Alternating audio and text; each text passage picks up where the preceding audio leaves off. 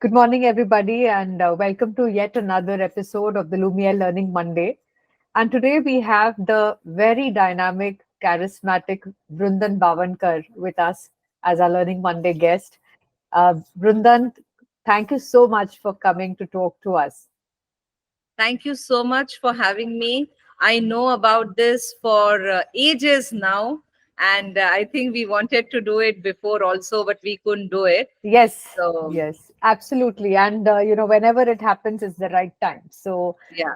Vrundan, when we met last, you had many interests, and the education and livelihoods being, the top ones. But even before we get into it, the exceptional person you are, I just want to bring out a few shades of that in the just to establish you, the person, and your early influences. So, Vrundan, you grew up in Nagpur, right? Yes. And in your many interviews, you attribute the school and the mentors that you receive to the founders of your school. So you want to tell us a little bit about what about the school shaped you to this destiny that you're living today? Yeah. So, you are aware that I never wanted to be in this field. It was an accident that I came. I always wanted to be in armed forces. And when I went to this village, I felt those children were no less than urban kids. And I wanted to work for them, work with them.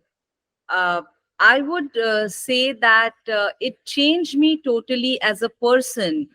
My perspective changed, and it gave me some, I would say, nuances of rural life and education as a system. So that school helped me, and of course, I mean, whatever I have been, it's been 14 years. I started very early, so now it's 14 years I'm doing it. uh, it has totally I mean, I could say that if it wasn't a school, I wouldn't have been what I am today, whatever it is. So So what was that defining moment, if you can remember, when you visited the school, which made you want to go back to doing something for the school? Because there must have been some problem or something that you felt was broken, that you felt the need to fix. Maybe was that it? yeah.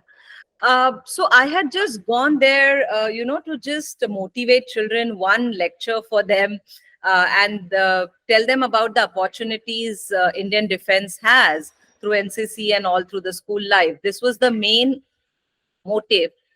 But when I went there, I felt that, you know, it will be very wrong to say, but because the local teachers didn't have the exposure, they were not able to run the show the way they should have, is what I felt first.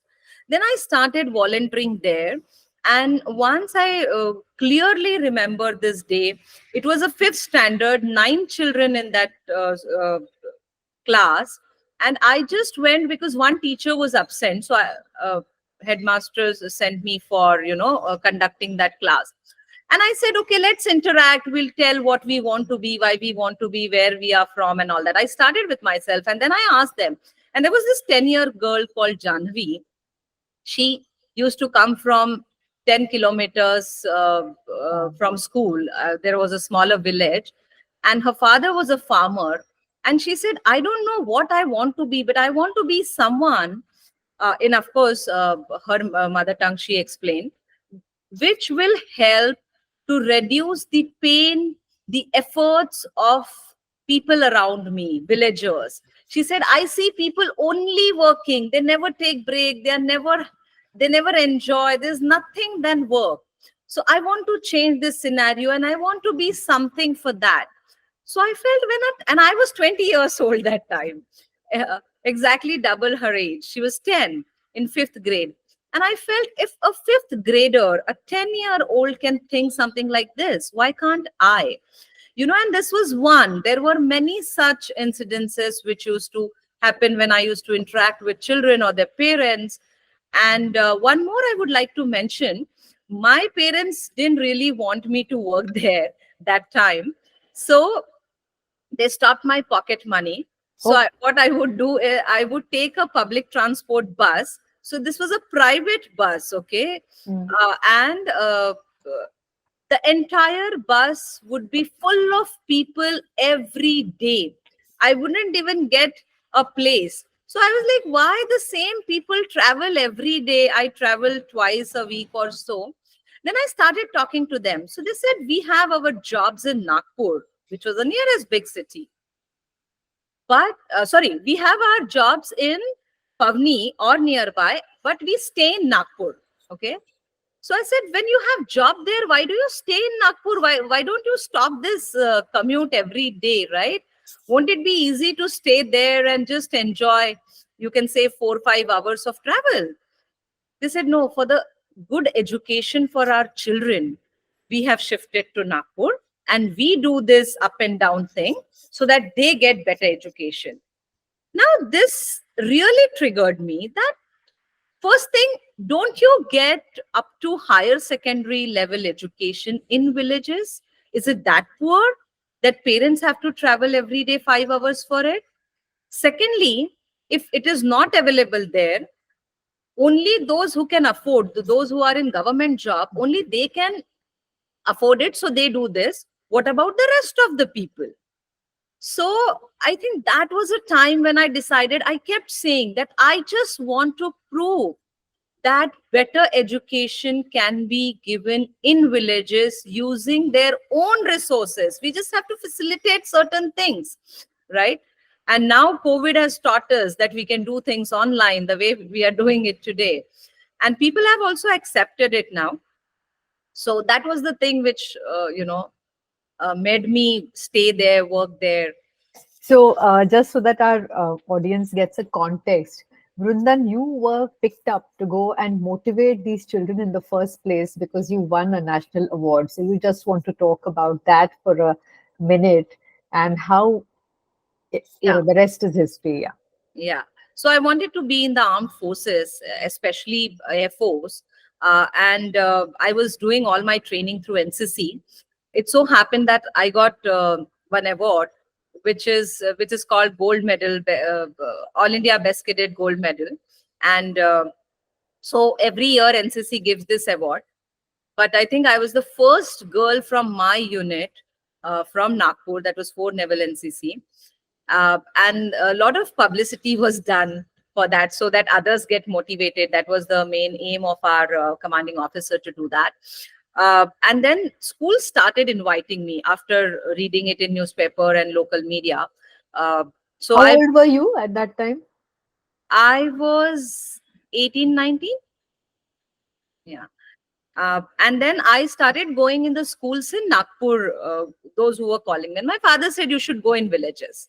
And that's how I went in this village, just, to tell them the opportunities, because I had done scuba diving, microlight flying, sea sailing, uh, shooting, and many, many adventure sports activities through NCC without my parents giving a single penny. So everything is free of cost. And hardly anybody knows about it. People think NCC means left, right parade. It's way, way, way beyond that. So for that, I had gone. And kudos to all of the opportunities you got in Nagpur, and your school did facilitate that also in some way, Uh, the or current college school which we run, when or you that, were studying. Yes, yeah, yeah, yeah, yeah. In cities, it is everywhere. correct. Yeah.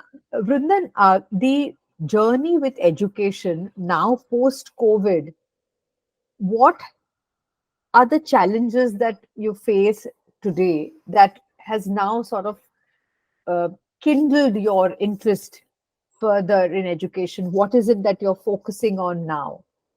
Okay.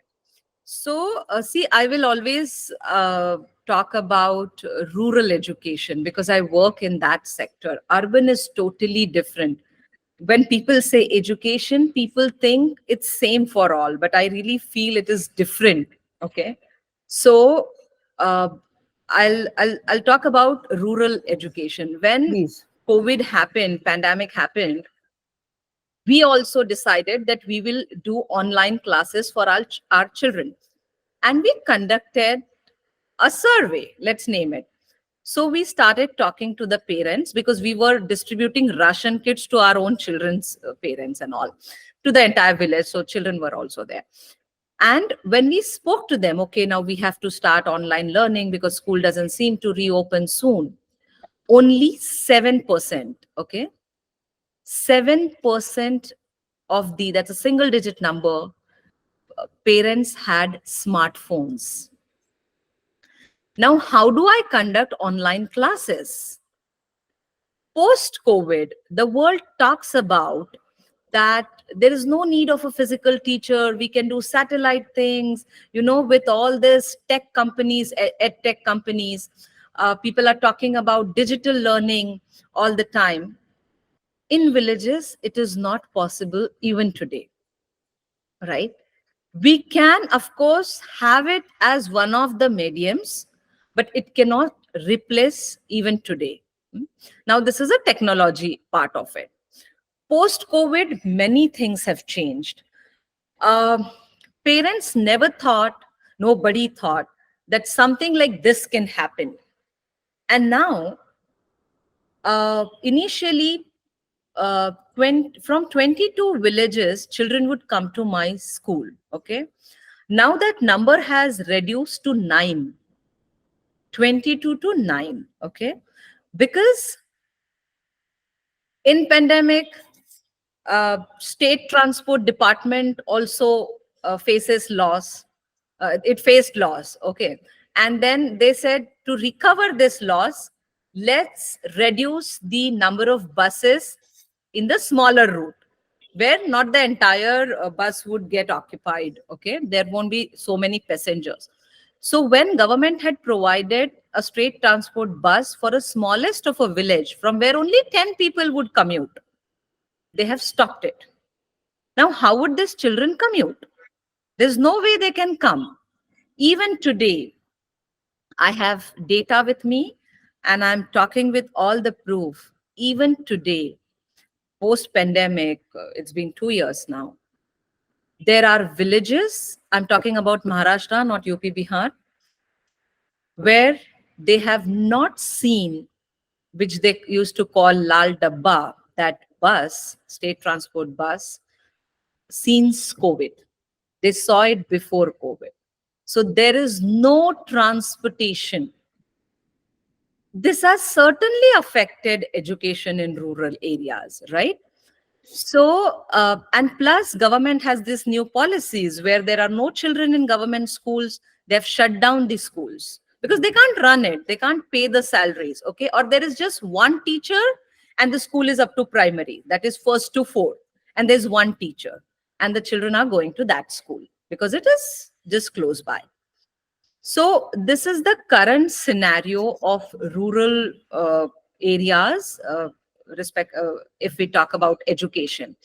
And yes, of course, the quality of education has also deteriorated a lot because there was a gap and parents couldn't just, so I have many children who are first generation in the school or formal education or higher education. Their parents probably only studied till fourth. So that also I call first generation. They never completed their school education. So parents couldn't teach them. We couldn't reach to them. And there was nothing that could continue their education. So immediately after pandemic, when we reopened physically, we faced this a lot. And other schools also talked about this. Recently, ASAR report also is there and the situation is same. Of course, there was a major loss. But yeah, this is the situation and we have to cope up with it. So that's a very eye-opening sharing that you've done. You also have upped a lot of the facilities and the infrastructure in the school now, Vrundan, because you wanted to give the children the best. So how do you go about influencing people to join your cause? What kind of support have you been able to garner? And what is it that you really seek for your school in the Okay. time to come? Yeah, you have seen my old school in picture, right? So the roof was not proper. It used to leak. My children would wear raincoats. And I certainly, my focus was on pedagogy, more on quality. But when all these issues were there, and when once they demolished our school, and then I decided I don't want to get into all this, I would rather have my own campus and run my school from there. We started thinking about fundraising. Till then, it was never on my mind. And initially it was very tough to convince people, because even today we have that mentality, give poor things to poor, you know and I feel that we should never give poor solutions to poor people. We should give them best of the solutions so that they come out of it, right? Otherwise, if we keep giving on the same things to them, then see, we talk about urban issues, migration and all. So why these issues are there? Because the facilities which are there in urban areas attract villagers, right? And if we create those facilities in villages, they are not going to come to cities the way they are coming today, right? The cities are flooded and villages are, population is reducing day by day. So, my clear thought was, we must give them the best infrastructure possible. I'm not saying give them a helipad, but a nice roof, a good looking building with all the things which a urban student can have, right? Or he already has. So that was the only thought. While doing this, I also wanted to do something different, something, eco-friendly, which looks different, which is cheaper in cost, but which is long lasting, which looks sturdy. So that was the whole thought process. So I looked for mud buildings. I traveled a lot. If we can do a bamboo thing, but steel was the last material on which we finalized it as our main material. And we have built an entire steel building. There's no RCC, and it looks beautiful. You must have seen the recent video also of it. And so, yes, of course, post COVID, things were different, and the rate of all this steel and everything was very less. So, this was the cheapest options available. So, we chose this. It took quite a lot of time to convince people. But yes, those who believed in us believed totally. I really didn't have to do much efforts. But those who feel that you should not give such kind of infrastructure in village and all that, they never believed. But those who believed, they supported us wholeheartedly. So I tried. So far I have raised 13 crore rupees, out of which 8 was for school and rest for different activities. So I still feel that 13 crore for a place like Pavni, which is so far from Mumbai and Pune, is really a big amount, and plus Mhm. the number of beneficiaries are so less. We had 500 children that time. And when big organizations, when they talk about 10,000 women beneficiaries, they talk about 1 lakh children beneficiaries. Corporates also get attracted. Okay, these many beneficiaries, and my number was in crore, and the beneficiary was very less. So it was tough, of course, tough. But we tried very creative ways, and we just were able to do that. So we did a fundraising event in Nagpur, which was a super hit event. Out of 98 people, we were able to raise 1 crore 11 lakhs in 2018. When I was on fellowships in US or UK, that time I could talk to some of the Indians there. They helped me. Then when I exhausted all my contacts from Nagpur, I started traveling to Mumbai uh, to meet corporate and public sector companies. This is how we managed. Fantastic. So inspiring. I remember when we met earlier, Vrundan, in 2019. You also were very interested in livelihoods. In fact, there was a struggle between, how to prioritize your time. What is it that you want to focus on? And you also were interested in overall upliftment of rural and villages in terms of their living standards. How does Vrundan Bawankar spend 24 hours of her day to get all of these things off the ground? If there are some specific habits that you follow, because it's said that all successful people have some habits which they do every day, which takes them to where they are. So maybe you want to share that as at the closing of our talk today. Yeah, so things were little different before and now, but yes, I would by and large it is same. So I got married 1.5 years ago, and I have shifted to Kolhapur. Okay. And yeah, so now I have to manage all this from Kolhapur. Wow, congratulations. And the move from Kolhapur and then managing this Yeah. from there means I'm sure there are some new projects in the offing. So maybe we should spend a little time talk about that after your habits telling us Yes, about yes. So yes, because there was a lot of work. new life stage for you, Vrindan, huh? Yes. um, so first few years, first 4 5 years, I was just working in the school with the children. Okay. Yeah. So administration of the school and teaching, this was the major role.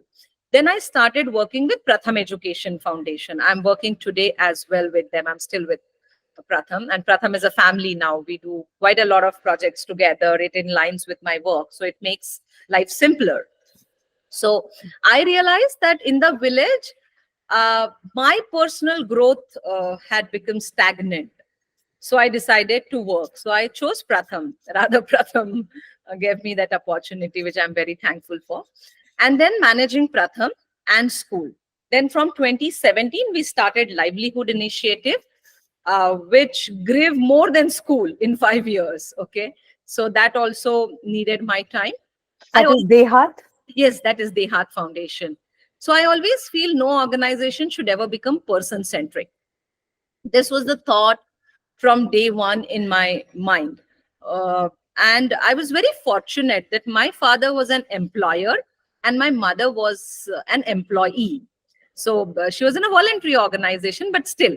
So I got the views of both what employer thinks and what employee thinks. So I could, kind of, I would say, I could balance it. And that's what I did when I was working. And the workload was so much that I don't remember before marriage that I traveled anywhere leisurely. It was only work travel, of course. And I would go to the school at 6:30 in the morning and come back by 6:30. So whole day I had to spend in school. So even today I get up at 5:30, start my day. And even if when I'm tired and I don't feel like, the body is now so used to it that I just wake up on my own. I don't need alarm. And then I do my exercise and things. Meditation, of course, I love all this. Even if I miss it one day, I feel lethargic the whole day. So that is something which is very important in the morning, and that I follow. uh, and then yeah, when you delegate things, you just have to see whether they are executing it properly. You can't do everything on your own. Yes. So since day one, I was behind, who after me, who without me, like that. I keep telling my team every day, what if I'm not there tomorrow? How you're going to do it? So initially they used to get very hurt that how can I talk like this? But now they're used to it and they manage things. So I can do things remotely. When we started Dehat, it changed its course post pandemic, and we had centers at 6 different places, 4 different districts, 2 different states, Maharashtra and West Bengal. Okay, places like Bhira, Mawar, Murshi, all these places we had centers. So I was able to run them because there was team in place and the system was in place. I think that's the whole crux of it. And what is your style of leading the team? You spoke of delegation. Yeah. Uh, Once you do you invest a lot of time in training, or do you make sure that training becomes an integral part for your new team members? uh, see, we have never done this training sessions, you know. I always share the live example. So when I started Dehat, and I started working with the rural women. Yes. They were like, we don't know how to use laptop. We have internet, but it is only limited to WhatsApp. Whenever we want to send somebody, our children do it. We don't do it. Okay, and we don't know. And see, so one thing is there. First thing I ensure is about finances. Once your finances are in place, rest of the things are taken care, is what I feel. Mm. So I always I have always worked with women in my school also. Until 2 years back there was only women staff, right? Now we have 3 4 male staff, but previously no. So in they had 100% women, and these are some of the women have studied, but you know how our education system is, they don't remember things now, and they do not have experience of working. Using a calculator gives them goosebumps. They are very afraid of maintaining any kind of financial statements, you know. So what I used to do, so when we started Dehat, and I remember our first uh, Dehat outside my school was Vashinaka Chembur, the slum of Chembur. And I went in that slum. Our center was on top of one hut, and you know, I collected all these women there, and I said, now you have to manage this. I made a sheet and I explained, and the ladies over there were, tell us any work, we'll do all the jhadu pocha and everything, but we don't want to maintain these sheets, and money matters we will not handle. So instead of giving them a formal training, I called one of our clerks who is in the school. She was 12th fail when she came to me. She came to work as a peon in the school. But that time I wanted a clerk. I never wanted a peon. So I asked her, will you become a clerk? She said, what is clerk? I said, people call Babu in villages. So I said, Babu. I can't do Babu's work. I don't know anything. I'm a 12th fail. I was never good at studies. So I said, I will teach you. And we, even today, our chairs are next to each other because she still sits there. And I taught certain things. So I phoned her. I said, I'm going to do a video call to you, and you have to explain about your journey to these women. Mm. And she was so confident. She said, "Ghabru naka, kai adla tar mala phone kara," you know, and that really gave them the confidence to these women. And then they used to talk to each other, and this is how they manage. So I always believe in, you know, sharing someone's personal experiences than giving them some trainings. At times, for those people, training also becomes little boring. You know, the Yes. standard formal trainings. Yes. Just to do this. So the school is Anandam Vidyalaya, and it's in the how many years now of the school? 14 years. Yes. And the new building is how many Uh, years old now? the new building is 2 months old 2 now. months old. So Yeah, congratulations to thank that you. and the And steel it is structure. 5 kilometers away from Pavni, and it is in the middle of a forest. That's a tiger reserve called Karandla. Until 2019, there was no electricity connection. So we are in the buffer zone. But so Vrundan, thank you very much for that conversation.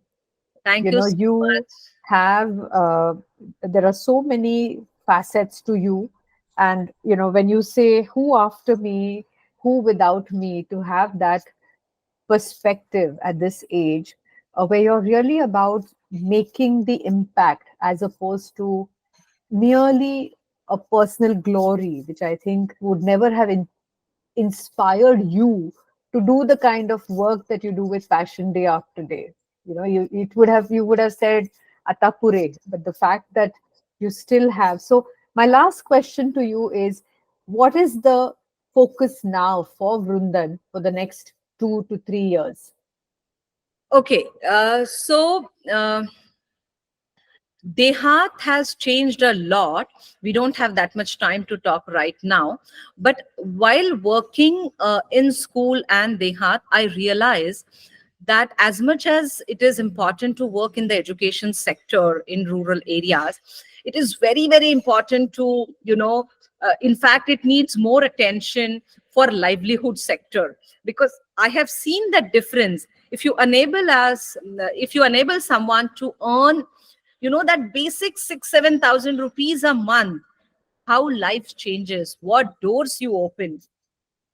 So here onwards, my more focus will be on livelihood sector, and school is of course my baby, so that I'll continue doing.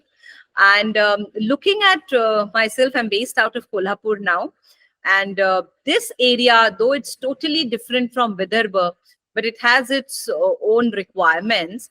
And currently I am working on something to start over here. So I'm just talking to people, what is the need, what is the gap, which can interest me, which can create impact, and we can work on it. So I'm in that phase right now. So the school you're managing remote, or is it being run now by, It is totally run by the people. All of them are from villages. They are with me for last 14 years. Some are like 10 years, 5 years, and they all run it. They just need me as a mentor whenever, there's some problem. The only thing I have not been able to delegate is fundraising, you know.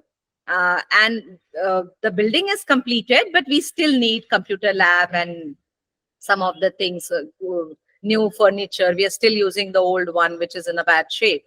So fundraising is, I have not yet been able to, uh, make someone to do that, make ready, or what I would say rather, they're not confident about it as of now.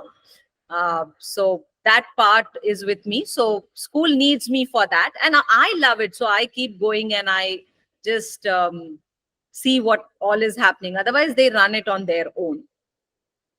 So now a good part of your time goes towards Dehat also, remote, and Pratham. You continue to do Pratham as Yes, I well? continue to do Pratham. Okay, so wow, that's like a lot. The school, there's Pratham, and there's Dehat, and more power to you, Vrindan. And you're already looking for new things that you can do in Kolhapur, and we will be watching and hopefully talking to you. We could have had this conversation 2 years back. I know we talked earlier. So thank you very much, and wish you all the very best. Thank you so much for having me. I have seen some of the Learning Mondays, and it was very nice. You have continued that. So thank you so much. Good luck. We'll meet soon. Yes, definitely. Thank you. Thank you. Thank you. And don't forget to subscribe to the YouTube channel Lumiere Light and Insight, everybody.